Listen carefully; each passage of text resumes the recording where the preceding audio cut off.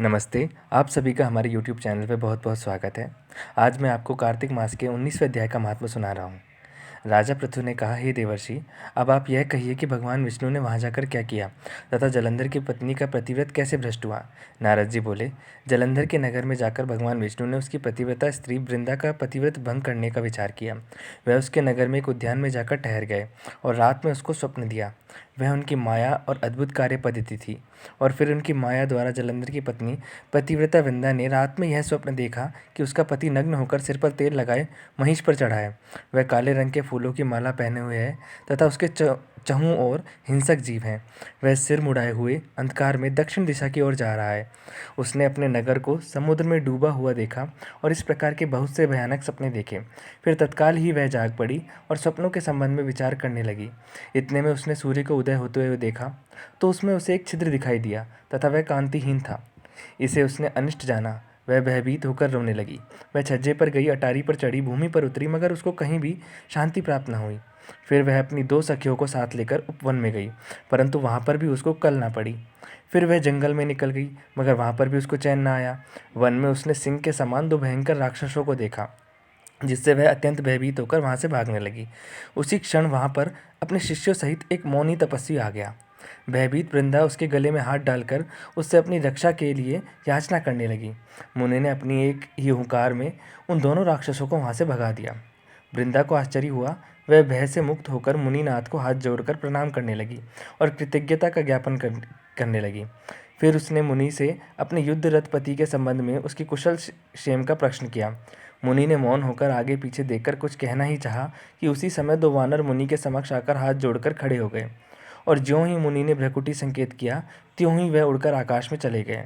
फिर जलंधर का सिर व धड़ लेकर मुनि के पास आ गए। तब वृंदा अपने पति को मृत हुआ जानकर मूर्छित होकर पृथ्वी पर गिर पड़ी और अनेक प्रकार के वचन कहकर दारुण विलाप करने लगी। पश्चात उसने उस मुनि से कहा, हे कृपानिधे, आप मेरे पति को जीवित कर दीजिए। पतिव्रता परायण दैत्य पत्नी ऐसा कहकर दुख की श्वासों को छोड़ती हुई मुनीश्वर के चरणों में गिर पड़ी। तब मुनीश्वर ने कहा, वह शिवजी द्वारा युद्ध में मारा गया, अतएव जीवित नहीं हो सकता, क्योंकि जिसे भगवान शंकर मार देते हैं वह कदापि जीवित नहीं हो सकता।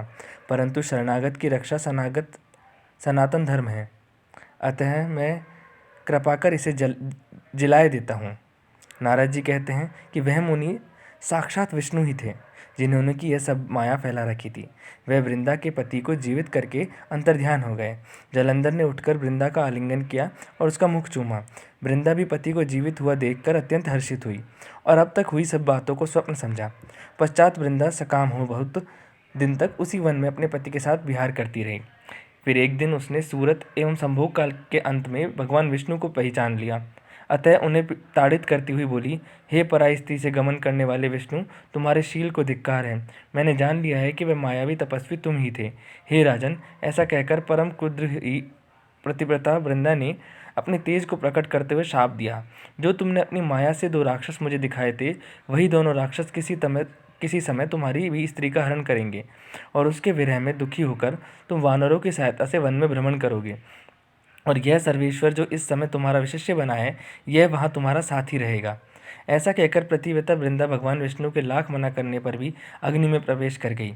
ब्रह्मा आदि देवता आकाश से उसका प्रवेश देखते रहे। वृंदा के शरीर का तेज श्री पार्वती जी के शरीर में चला गया और आकाश से जय जय शब्द होने लगा।